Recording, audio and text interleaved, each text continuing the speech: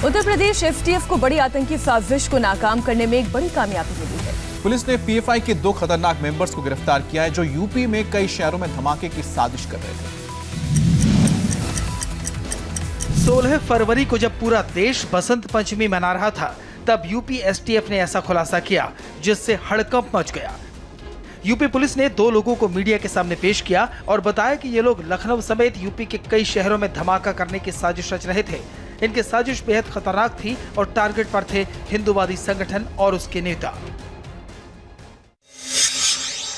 बसंत पंचमी के आसपास हिंदू संगठनों के कार्यक्रम में कई जगह उच्च श्रेणी के विस्फोटक से धमाका कर कई वरिष्ठ अधिकारियों एवं जन समुदाय की हत्या कर आम जनता में आतंक एवं दहशत फैलाकर सामाजिक एवं धार्मिक विद्वेष उत्पन्न करने वाले हैं।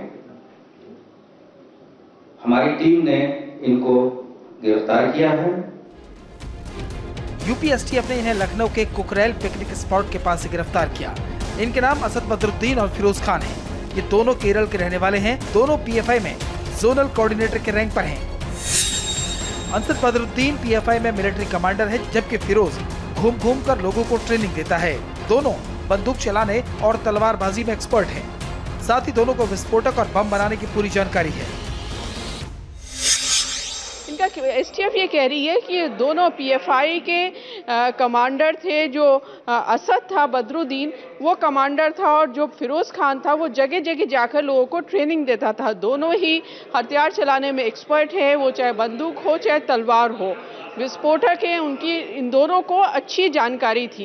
एसटीएफ ये कह रही है कि पहले ये पता चला था कि ये 11 फरवरी को यूपी आने वाले थे, लेकिन उस दिन नहीं आए। आज एसटीएफ को पता चला कि ये यहाँ आए हैं और एक बड़ी साजिश की तैयारी कर रहे हैं। असद बदरुद्दीन और फिरोज खान की गिरफ्तारी के बाद यूपी पुलिस ने इनके मोडस ऑपरेंडी का भी खुलासा किया। ये लोग विशेष वर्ग के लोगों का छोटा छोटा ग्रुप बनाते थे, फिर ग्रुप में शामिल लोगों का ब्रेन वॉश करते थे। इनके रेडार पर हट्टे कट्टे नवयुवक रहते थे। ब्रेन वॉश के बाद ये उन्हें हथियारों की ट्रेनिंग भी देते थे। अभी पूछताछ पर इन्होंने बताया है कि अपनी विचारधारा को फैलाने के लिए वर्ग विशेष के नवयुवकों को शारीरिक रूप से मजबूत हो का ब्रेन वॉश करके उनको विभिन्न हथियारों का प्रशिक्षण देके देश के किसी भी कोने में घटना विशेष को अंजाम देने के लिए तैयार कर सकते हैं। ये इनका मुख्य उद्देश्य था।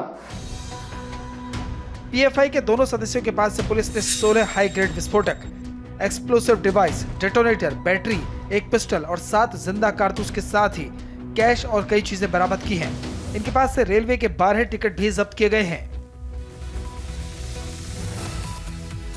टूल किट मामले की जांच जैसे जैसे आगे बढ़ रही है, साजिश में शामिल नए किरदार सामने आते जा रहे हैं। वहीं आज बॉम्बे हाई कोर्ट में एक्टिविस्ट निकिता जैकब की अग्रिम जमानत याचिका पर फैसला आना है। टूल किट साजिश की जांच में ऐसे ऐसे चेहरे सामने आ रहे हैं जो हैरान करने वाले हैं। कोई 20-25 साल का एक्टिविस्ट है तो कोई खालिस्तानी और आईएसआई से जुड़ा एजेंट।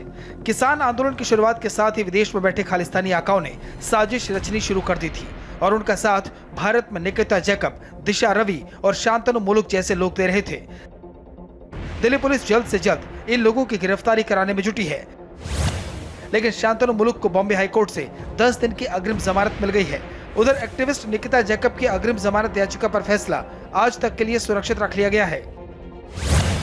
दिशा की जो फ्राइडे फॉर फ्यूचर नामक पर्यावरण आंदोलन से जुड़ी हैं, उसने ही ग्रेटा थनबर्ग को टेलीग्राम पर यह टूल किट भेजी है।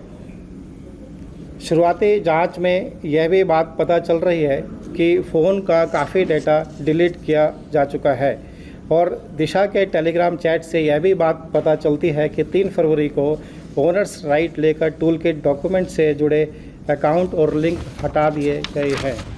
टूल किट साजिश में शामिल किरदार जूम ऐप पर मीटिंग में शामिल होते थे, इसलिए दिल्ली पुलिस ने जूम को नोटिस भेजकर इनकी मीटिंग में शामिल होने वालों की जानकारी मांगी है। जूम मीटिंग में ही ट्विटर पर तूफान लाने की तरकीबें तैयार की जाती थीं। सोशल मीडिया पर सनसनी फैलाने के लिए 4 हैशटैग तय किए गए थे। दिशा ने व्हाट्सएप ग्रुप बनाया और साजिश में शामिल लोगों को उसमें जोड़ा। शांतनु मुलुक से टूल किट का ड्राफ्ट लेकर दिशा ने उसे एडिट किया। दिशा ने ही ग्रेटा थनबर्ग से टेलीग्राम पर संपर्क किया। दिशा ने टूल किट बनाने वाला डॉक्यूमेंट ग्रेटा थुनबर्ग को भेजा था।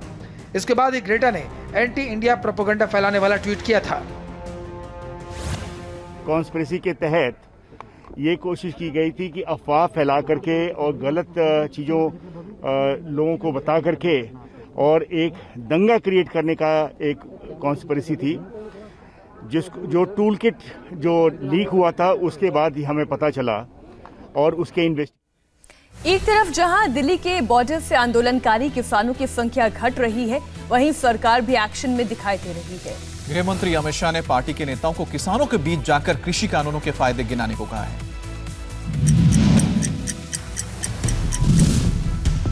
दिल्ली के बॉर्डर से घर लौटते किसानों और खाली होते टेंट्स की तस्वीरों के बीच मंगलवार शाम को गृह मंत्री अमित शाह ने हरियाणा, पश्चिमी यूपी और राजस्थान के बीजेपी नेताओं के साथ दिल्ली में पार्टी मुख्यालय में अहम बैठक की। बैठक में अमित शाह और जेपी नड्डा के अलावा 10 सांसद, 26 विधायक और पार्टी के कुछ कार्यकर्ता शामिल हुए। इस मौके पर अमित शाह ने कहा कि किसान मुद्दे पर कांग्रेस समेत विपक्ष जिस तरह भ्रम फैलाने की रणनीति पर काम कर रहा है, ऐसे में उन्हें काउंटर करना जरूरी है और इसके लिए पार्टी के नेताओं को किसान और खाप पंचायतों के बीच जाकर कृषि कानूनों के फायदे गिनाने होंगे।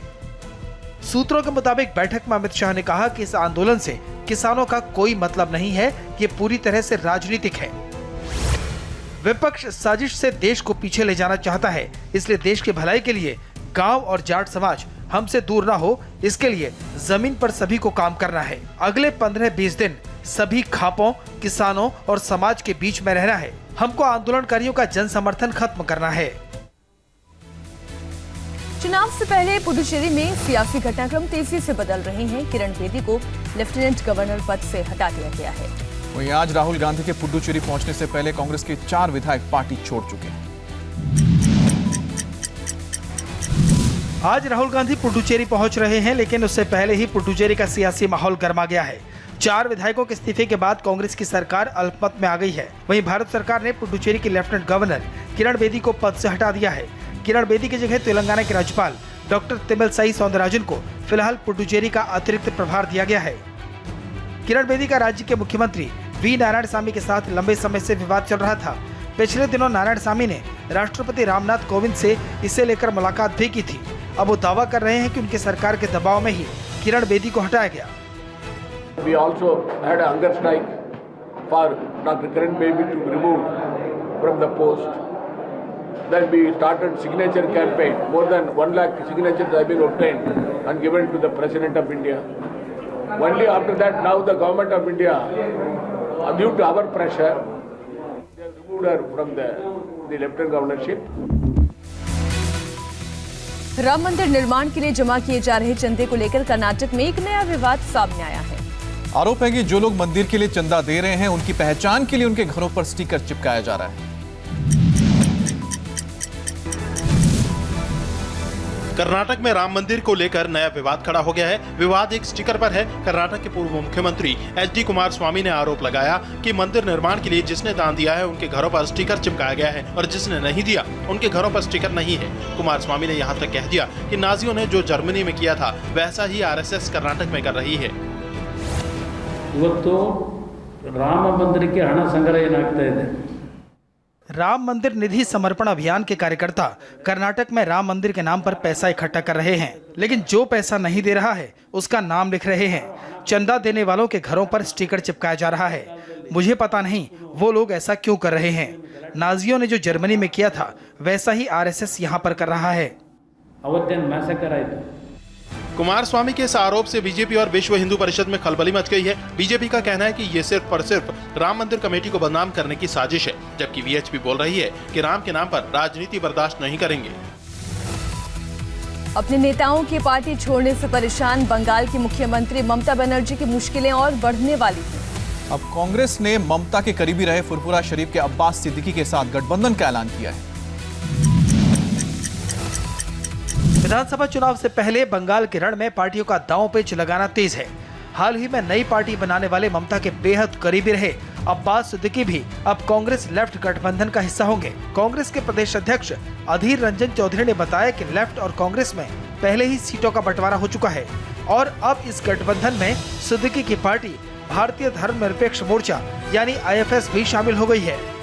যে নির্বাচন বাংলায় দ্বিমুখী হওয়ার কথা ছিল, বাংলায় দ্বিমুখী নির্বাচন হবে বলে যে वातावरण তৈরি করা হয়েছিল সেই वातावरण। भारतीय धर्मनिरपेक्ष मोर्चा भी शामिल हो गई है। आपने अब तक एनएफजी, मार्कोव और पैरा कमांडोज को एक्शन में देखा होगा। आज हम आपको दिखाते हैं उत्तराखंड पुलिस की एक एलीट फोर्स जो बहुत जल्दी पूरे देश के लिए मिसाल बनने वाली है। ये उत्तराखंड पुलिस की जांबाज लेडी कमांडो हैं, जिन्हें हर मुश्किल हालात के लिए तैयार किया जा रहा है। इनकी कड़ी ट्रेनिंग सुबह 4 बजे से शुरू होती है, जो देर रात तक चलती है। इस ट्रेनिंग के जरिए इन्हें फौलाद का बनाया जा रहा है, ताकि सामने आने वाली किसी भी चुनौती को ये पल भर में निपटा सकें। उत्तराखंड पुलिस अपनी चुनी हुई 22 कांस्टेबल और अफसरों की ट्रेनिंग नरेंद्र नगर में करवा रही है। इन महिला कमांडो की ट्रेनिंग के लिए इंटरनेशनल लेवल के स्टैंडर्ड्स अपनाए जा रहे हैं, जिससे देवभूमि की ये कमांडो किसी से पीछे न रहे। ट्रेनिंग के बाद इन्हें दुश्मन का सामना करने का मौका मिलेगा। इनको ट्रेन करने के बाद में हम इनको अपने ATS टीम में इनको हम डिप्लॉय करेंगे। इसके अंदर में हमारे 22 महिला कर्मी हैं जो अभी यहाँ पे अपनी ट्रेनिंग ले रही हैं, और इनको सारा जो एंटी टेररिस्ट ऑपरेशंस या ऑपरेशंस, जो कॉम्बैटिंग और ये सारे स्किल्स इनको सिखाए जा रहे हैं। इस ट्रेनिंग के लिए खास महिला कर्मियों को चुना गया है, क्योंकि इस ट्रेनिंग के बाद चुनौती भी खास होने वाली है।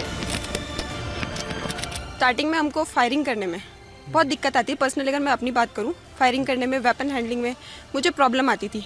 बट मास्टर जी ने हमारे अंदर इतना कॉन्फिडेंस भर दिया है कि अब हम इजीली हम कर सकते हैं। आजकल महिलाओं के साथ बढ़ते जो यहाँ पे जो मैनी इंसिडेंट होते हैं, तो हम उनको भी बहुत ज़्यादा हेल्प कर सकते हैं। हम उनको सिखा सकते हैं कि कैसे हम इससे प्रिवेंट कर सकते हैं, कैसे हम बच सकते हैं कहीं भी, क्योंकि आजकल कहीं भी हम जाते हैं, बसों में तो ट्रेन्स में, तो हम उनको बता सकते हैं कि हम कैसे अपने आप को हम सेल्फ डिपेंड कर सकते हैं।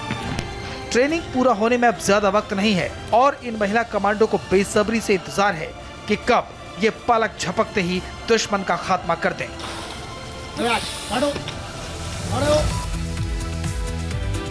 नवी मुंबई में एक गैंगस्टर की जेल से रिहाई के बाद सड़क पर मनाए गए जश्न को लेकर महाराष्ट्र पुलिस पर सवाल उठ रहे हैं। सैकड़ों समर्थकों ने पहले आतिशबाजी की, नारेबाजी की, फिर नवी मुंबई से लेकर पुणे तक 500 कारों का काफिला निकाला।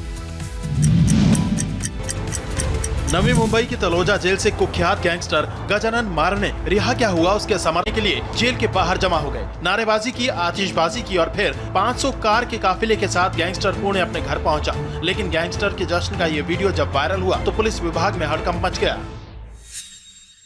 इस तरह के लोग 3-4 साल में जब मौका से छूट कर आते हैं तो ये आश्चर्य की बात है और बड़े दुख की बात है कि लोग उसे रोल मॉडल की तरह लेकर उसके साथ स्वागत करने की कोशिश करते हैं और उसके साथ भीड़ जमा करते हैं। पर हम ऐसे अपराधियों को अपने इलाके में बख्शने वाले नहीं हैं और उसे उसकी सही जगह पहुंचाने की हम पूरी ताकत और हिम्मत और साहस और जोश रखते हैं। आज पूरी दुनिया पाकिस्तान के प्रोपेगेंडा को झुठलाने वाले सच से रूबरू होने जा रही है। आज यूरोपियन यूनियन और अफ्रीकी देशों का एक डेलीगेशन जम्मू कश्मीर के दौरे पर जा रहा है। जम्मू कश्मीर में आर्टिकल 370 खत्म होने के बाद विदेशी मुल्कों के डेलीगेशन का ये तीसरा दौरा है।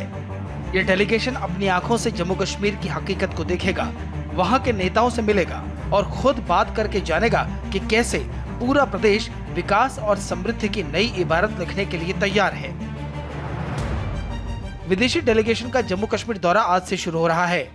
20 से ज्यादा देशों के राजनयिक आज से 2 दिन के दौरे पर जम्मू कश्मीर में रहेंगे। डेलीगेशन में यूरोपीय यूनियन, मिडिल ईस्ट और अफ्रीका के राजनयिक रहेंगे।